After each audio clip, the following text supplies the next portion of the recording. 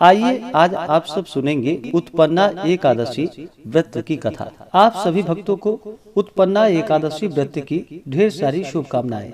आप सभी के जीवन में भगवान विष्णु माता लक्ष्मी की कृपा से आप सभी को सभी प्रकार के सुख और समृद्धि की प्राप्ति हो। जो भी सच्ची श्रद्धा के साथ नियम और निष्ठा के साथ उत्पन्ना एकादशी का व्रत करते हैं, भगवान विष्णु माता लक्ष्मी माता एकादशी का पूजन करते हैं, कथा श्रवण करते हैं, व्रत में नियमों का पालन करते हैं, तो इस व्रत के प्रभाव से व्यक्ति के सभी प्रकार के पापों का नाश होता है तथा अश्वमेध यज्ञ के बराबर पुण्य फलों की प्राप्ति होती है। मार्गशीर्ष मास उत्पन्ना एकादशी के दिन से ही, जो कि एकादशी व्रत की शुरुआत मानी जाती है, इस दिन ही माता एकादशी का जो कि प्रादुर्भाव हुआ था। भगवान विष्णु के शरीर से एक दिव्य देवी प्रकट हुई थी, वही माता एकादशी कहलाई। और मार्गशीर्ष मास के कृष्ण पक्ष की एकादशी के दिन ही उत्पन्न होने के कारण इस दिन को जो कि उत्पन्ना एकादशी के नाम से जाना जाता है। और यह सभी प्रकार के पापों को नष्ट करके भगवान विष्णु के धाम को प्रदान करने वाली है। तो आइए सुनते हैं उत्पन्ना एकादशी व्रत की कथा।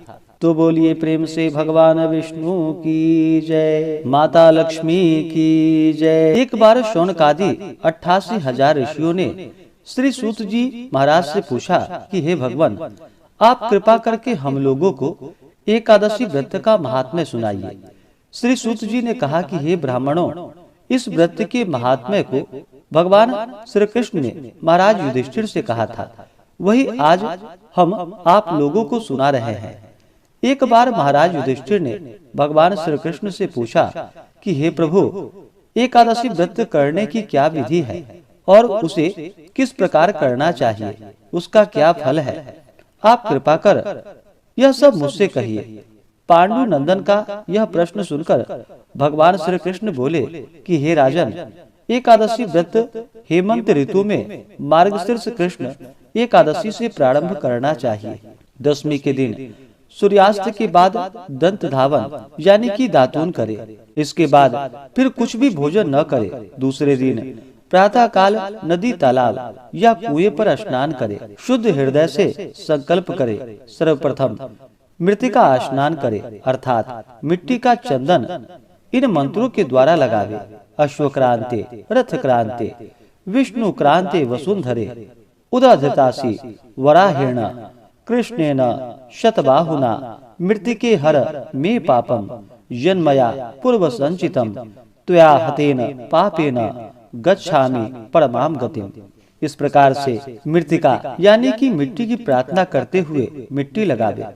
तत्पश्चात स्नान कर व्रती पुरुष संकल्प करे और इस प्रकार कहे कि चोर, पाखंडी, मिथ्यावादी, अपवादी, देव द्विज निंदक, अगम्यगामी, दुराचारी, पराया धन हरणे एवं देव द्रव्य चुराने वाले पुरुषों का न तो आज मैं दर्शन करूंगा और न ही संभाषण उनसे करूंगा, और कदाचित ऐसा अवसर आ भी जाए तो उपरोक्त वर्णित दुष्टों का दर्शन या संभाषण करना पड़े। इस पाप के नाश के लिए सूर्य का दर्शन करे।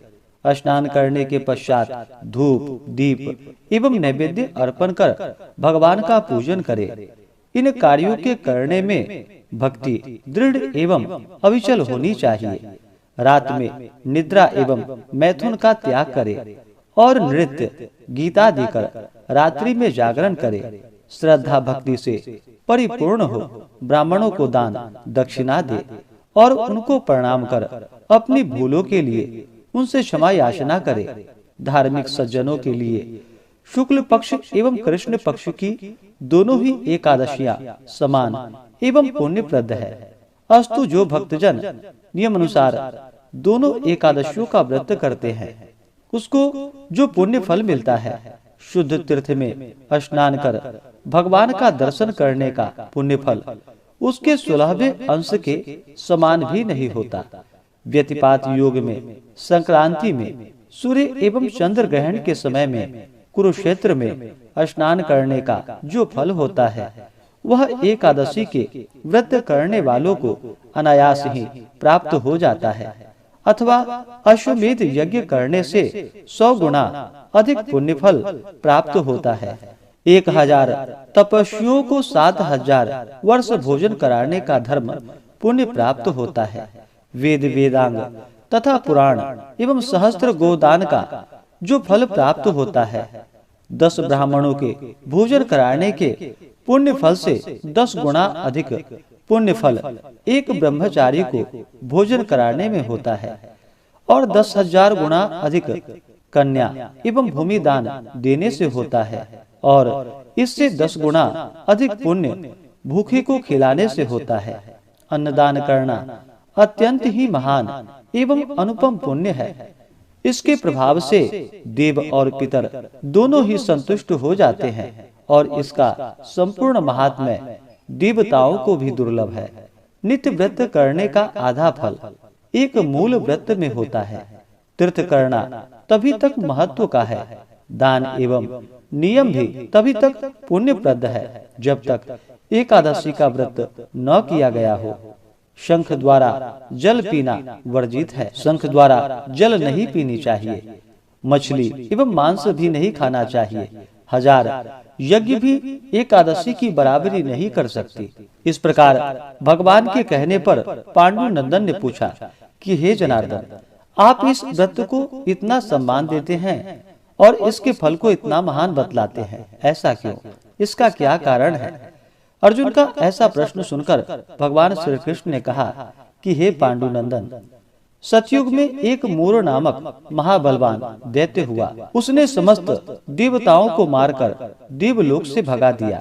देवराज इंद्र मूर के डर से इधर उधर मारे फिरने लगे। अंत में महान दुख से पीड़ित हो सब देवताओं को साथ लेकर भगवान शंकर के यहाँ कैलाश पर्वत पर जाकर उनकी अनेकों प्रकार से विनय कर अपनी दुख गाथा उन्हें सुनाई और कहा कि हे प्रभु, अब कृपा कर ऐसा कोई उपाय बतलाइए जिससे देवताओं सहित मैं इस महान विपत्ति से मुक्त हो पाऊं। देवराज इंद्र की ऐसी बातें सुनकर भगवान शंकर ने कहा कि हे देवराज, आपको भगवान विष्णु की शरण में जाना चाहिए, क्योंकि वही सबके संकटों को हरने वाले हैं। भूतपति भगवान शंकर की ऐसी वाणी को सुनकर देवराज इंद्र देवताओं सहित भगवान विष्णु के लोक को गए। वहां जाकर क्या देखते हैं कि भगवान विष्णु शंख चक्र गदा पद्म धारण किए हुए शेष शैया पर शयन कर रहे हैं और श्री लक्ष्मी जी उनकी चरण सेवा कर रही हैं। ऐसे भगवान वासुदेव को अवलोकन कर इंद्र महान आनंदित हुए और देवताओं सहित नतमस्तक होकर स्तुति करने लगे कि हे देवादिदेव, आपको नमस्कार है। हे दैत्य विनाशक मधुसूदन पुंडरीकाक्ष, हम लोगों पर दया कीजिए। हे प्रभु, दैत्यों के भय से भयभीत हो ये समस्त देवता मेरे साथ आपकी शरण में आए हैं। इनकी रक्षा कीजिए, इन्हें अभय कीजिए, क्योंकि आप ही जगदाधर जगत को उत्पन्न करने वाले, पालने वाले एवं संहार करने वाले हैं तथा गौ द्विज और देवों के हितकारी हैं। हे प्रभु, क्षितिजल पावक गगन और शमीर सब आप ही हैं, क्योंकि आप ही संसार के रचयिता हैं। कहने का तात्पर्य यह है कि समस्त विश्व सर्वव्यापक निर्गुण एवं सगुण आप ही हैं। आपके इच्छा बिना एक पत्ता भी नहीं हिल सकता। भगवान, आप घट घट व्यापी, अनादि, अगम्य एवं अतुलित बलशाली हैं। आप अशरण शरण दीन हितकारी हैं। आप अनाथों के नाथ, सदैव अपने भक्तों के साथ हैं।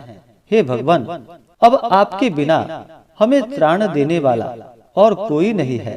त्राहिमाम त्राहिमाम त्राहिमाम, रक्षा करो। हे प्रभु, रक्षा करो।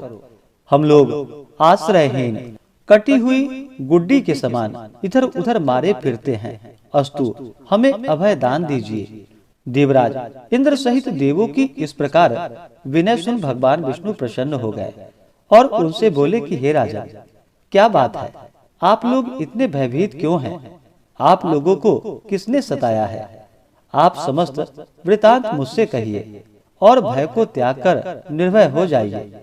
भगवान विष्णु को सदैव देख देवराज इस प्रकार कहने लगे कि भगवान, पूर्व काल में ब्रह्म वंशोत्पन्न एक नाड़ी जंग नामक महाबलशाली दैत्य था और सभी देवताओं को महान कष्ट देता था।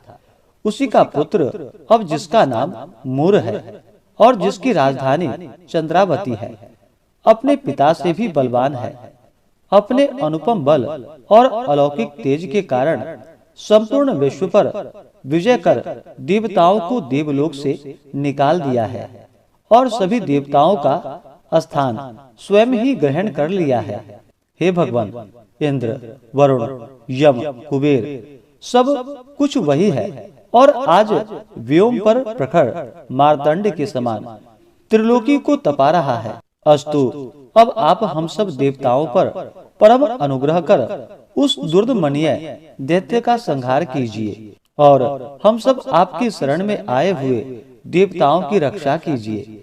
भगवान विष्णु इंद्र के मुख से उसका अत्याचार सुनकर क्रुद्ध हो गए और रोष पूर्वक इंद्र से बोले कि देवराज, घबराओ नहीं, शीघ्र ही मैं उस दुष्ट का संहार करूंगा। अतएव अब आप लोग एकत्रित हो चंद्रावती नगरी पर आक्रमण कर दो और सदा मुझको अपने समीप समझकर रंच मात्र भी भय ना करो। भगवान की ऐसी आज्ञा पाकर देवराज इंद्र ने देवताओं को साथ ले चंद्रावती नगरी को आ घेरा। समाचार पाकर दैत्यराज मूर भी अपनी सेना ले उससे युद्ध करने लगा।